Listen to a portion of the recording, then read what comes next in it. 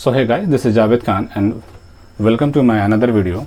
आज का जो टॉपिक हम लोग पढ़ने वाले हैं पॉलिनोमियल का ही सेकेंड टॉपिक है कि value of a polynomial at a given point.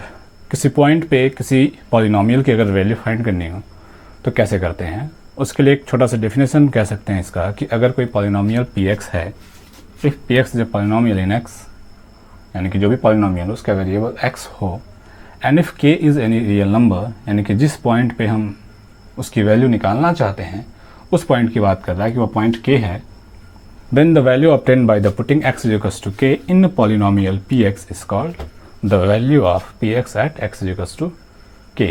ठीक है, मान लेते हैं हमारे पास एक पॉलिनोमियल पी एक्स है जो x square minus 3x minus 4 है और इसकी वैल्यू निकालनी है एक्स इक्वल्स टू 2 पे। सिंपल है, एक्स की जगह 2 पुट कर देना है तो इसका सोल्यूशन क्या हो जाएगा, p of 2 is equals to 4 minus 6 minus 4 minus 10 is equals to minus 6। यानी कि क्या मतलब निकला इसका कि अगर x की वैल्यू 2 हो तो p ऑफ 2 क्या होगा, 6 होगा, माइनस 6। तो ये क्या था कि value of polynomial at a given point. तो इसी तरीके से आगे चल के इसी चीज़ को मैं एक और दूसरे तरीके से दूसरी चीज़ से मैं रिलेट करना चाहता हूँ कि वो क्या है कि जीरोज़ क्या होंगे। इसको आगे चल के ये टॉपिक बन जाएगा कि व्हाट इज़ जीरोज़ क्या होते हैं। तो जीरोज़ के लिए हम मान लेते हैं कि अगर हम x इक्वल्स टू 2 के जगह एक हम नया एग्जांपल ले लेते हैं, सेम पॉलिनोमियल रखते हैं कि if P X is equals to X square minus 3x minus 4 है, ठीक है, ये पॉलिनोमियल है, तो at x is equals to minus 1 पे इसकी वैल्यू क्या होगी। अब जीरोज़ क्या होता है कि जिस पॉइंट पे इस पॉलिनोमियल की वैल्यू अगर जीरो हो जाए, जिस भी पॉइंट पे x equals to minus 1 point पे अगर इस पॉलिनोमियल की वैल्यू जीरो हो जाती है तो वह पॉइंट इस पॉलिनोमियल का जीरोज़ है। व्हाट इज़ जीरोज़, यानी कि उसका रूट है, उसका सॉल्यूशन है। तो रख के देखते हैं, p of minus 1 is equals to minus 1 का स्क्वायर 1 माइनस 3x है, यानी कि प्लस 3 माइनस 4, इसका आंसर आएगा 3 और 1 4, माइनस 4 इज इक्वल्स टू 0, यानी कि p ऑफ माइनस 1 पे इसका आंसर क्या आ जा रहा है, इस पॉलिनोमियल का 0 आ जा रहा है। तो माइनस 1 इसका 0 है। एक और रख लेते हैं, if x is equals to 4 हो तब रख के देखते हैं, p of 4 is equals to 16 minus 12 minus 4, 16 minus 16 is equals to 0। So क्या कह सकते हैं इसको, सो माइनस 1 एंड 4 इज नहीं are called zeros of p of x। Clear है बात। यानी कि इसको डेफिनेशन में तौर पे देखा जाए तो कह सकते हैं कि रियल नंबर k, यानी कि जैसे इसको हमने डेफिनेशन में k को एक रियल नंबर माना था, is called zeros of the polynomial if x की वैल्यू अगर हम k की जगह रख दें, मतलब x की जगह पे k रख दें, यानी कि p ऑफ k 0 हो जाए तो वह k क्या होगा, उस पॉलिनोमियल का जीरोज़ होगा। सो नेक्स्ट टॉपिक क्या था, relation between the zeros and coefficient of quadratic polynomial. Zeros का मतलब उसका रूट्स की बात कर रहे हैं। आप लोग इसके बारे में पढ़े भी होंगे कि sum of zeroes and product of zeroes, sum of roots and product of roots क्या होता है उसके बारे में हम बात करेंगे। तो डायरेक्टली हम अभी उसके डेफिनेशन पे पहुंचने से पहले डेरिवेशन अभी हम लोग उसका यहाँ करेंगे। उसके पहले हम एक एग्जांपल के थ्रू आपको समझाना चाहता हूँ कैसे। एक हमारे पास क्वाड्रेटिक इक्वेशन है 3x square plus 5x minus 2, इसका हम फैक्टराइजेशन करेंगे मिडिल टर्म ब्रेक करके। कैसे करेंगे, 3x स्क्वायर प्लस, ठीक है, 6x माइनस x माइनस 2, 3 यहाँ x कॉमन कर लेते हैं यहाँ से तो क्या आएगा, x प्लस 2 माइनस कॉमन करते हैं तो x प्लस 2, यहाँ 1 है, 3x प्लस 3x माइनस 1 और x प्लस 2 क्या आए हमारे, 2 फैक्टर हुए इसके।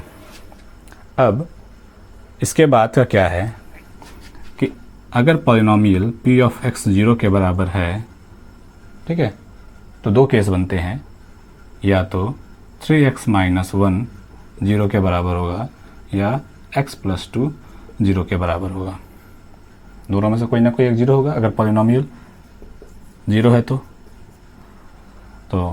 x की वैल्यू यहाँ से क्या आ जाएगी 1/3 और यहाँ से x की वैल्यू क्या आ जाएगी -2। तो इसके दो जीरोज़ आए, ठीक है। क्या क्या है, x इक्वल्स टू 1/3 कॉमा -2, इसके दो जीरोज़ हो गए। अब ये क्या है, दो जीरोज़ हैं।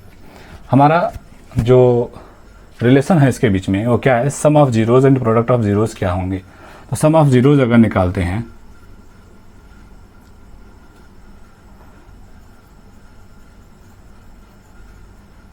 क्या होगा, यानी कि 1/3 प्लस -2, इसको सॉल्व करेंगे 3 2 6, यानी कि 1 - 6/3 यानी क्या आ जाएगा -5/3।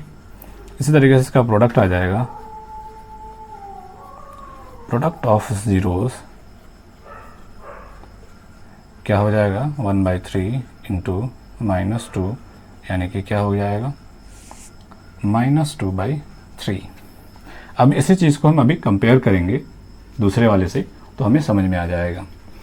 मान लेते हैं कि हमारे पास एक पॉलिनोमियल px है जो क्वाड्रेटिक इक्वेशन का स्टैंडर्ड फॉर्म होता है ax² plus bx plus c, जहाँ a क्या है नॉट इक्वल्स टू 0 है, और इसके दो रूट हैं, वो क्या क्या हैं, अल्फ़ा एंड बीटा और बी जीरोज़ पॉलिनोमियल px। अगर ये इसके जीरोज़ हैं तो इसके दो फैक्टर होंगे, और क्या क्या होंगे, x माइनस अल्फ़ा और दूसरा क्या होगा x माइनस बीटा, इसके फैक्टर होंगे, ठीक है। अगर ये इसके फैक्टर हैं तो फैक्टर का मल्टीप्लिकेशन क्वाड्रेटिक इक्वेशन के बराबर होता है। अगर एक कांस्टेंट लेते हैं k जो x माइनस अल्फ़ा और x माइनस बीटा के मल्टीप्लिकेशन के लिए हमने वो लिया था, जहाँ के क्या है कि हम कांस्टेंट कर रहे हैं इसको। क्लियर है ये बात। अब इसको सॉल्व कर लेते हैं तो क्या आ जाएगा कि x² मल्टीप्लाई करिए माइनस अल्फ़ा प्लस बीटा, बाहर आ जाएगा x plus alpha into beta, के का सब में मल्टीप्लाई कर दीजिए कि x² माइनस के alpha plus beta x plus के अल्फ़ा बीटा। इधर का इक्वेशन ऐसे लिख लेते हैं, ये आया, इसी का इक्वेशन मान लेते हैं एक हम फर्स्ट। अगर अब इन दोनों तरफ के इक्वेशन, जो इक्वेशन है दोनों तरफ के कांस्टेंट को कंपेयर करते हैं, और यानी कि कांस्टेंट को x को कंपेयर करते हैं, तो x² यहाँ पे क्या x², तो k की वैल्यू क्या निकली a।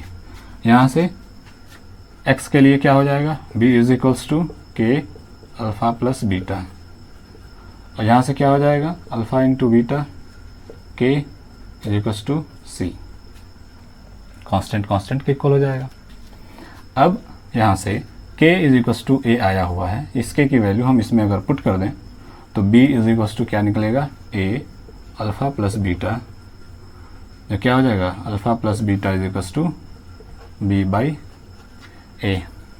ध्यान देने वाली बात है, मैंने एक चीज़ छोड़ दिया था, माइनस, यहाँ पे क्या माइनस के साथ है, तो यहाँ पे क्या आ जाएगा माइनस, इधर कर लेते हैं माइनस b माइनस b/a, यानी क्या आ गया, b क्या है कोफिशिएंट ऑफ x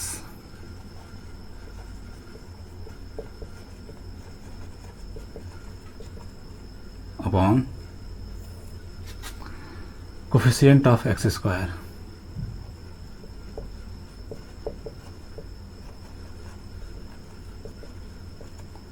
क्या निकला, अल्फ़ा प्लस बीटा क्या है, sum of zeros.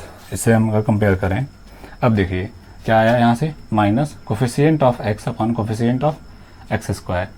x coefficient of x, minus का साइन आ रहा है, कोफिशिएंट ऑफ x का कोफिशिएंट क्या है 5 आया ये। फिर दूसरा क्या आ रहा है, इसी के साथ हम प्रोडक्ट का जब निकालेंगे तो अल्फ़ा इंटू बीटा बराबर के की वैल्यू अगर a रखते हैं तो क्या आ जाएगा c/a, यानी ऊपर क्या लिखेंगे कांस्टेंट टर्म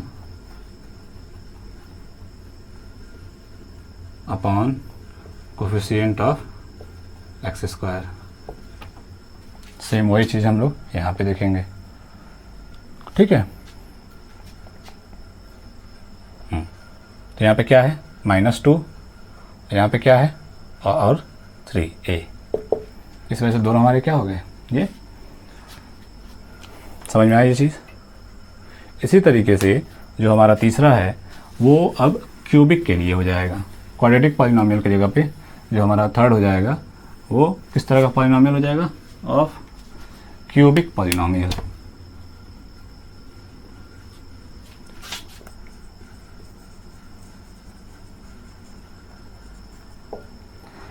उसके लिए क्या क्या होंगे, उसके 3 रूट होंगे। वो क्या क्या होंगे, अल्फ़ा बीटा गामा, 3 रूट होंगे। तो तीनों के लिए क्या क्या निकलेंगे, पहले सम ऑफ द रूट्स क्या हो जाएगा -b/a, दूसरा निकलेगा alpha plus alpha into beta, beta into gamma plus gamma into alpha c/a, और लास्ट निकलेगा प्रोडक्ट ऑफ क्या हो जाएगा -d/a। सेम इसी तरीके से हम लोग इसको भी निकाल सकते हैं। ये आप लोगों के लिए होमवर्क है, इसे करें और मुझे कमेंट में बताएं। अगर आप कर पा रहे हैं तो ठीक है, नहीं कर पा रहे हैं तो मुझे कमेंट में बताएं, मैं इसको नेक्स्ट वीडियो में इसको कंप्लीट करा दूंगा, ठीक है।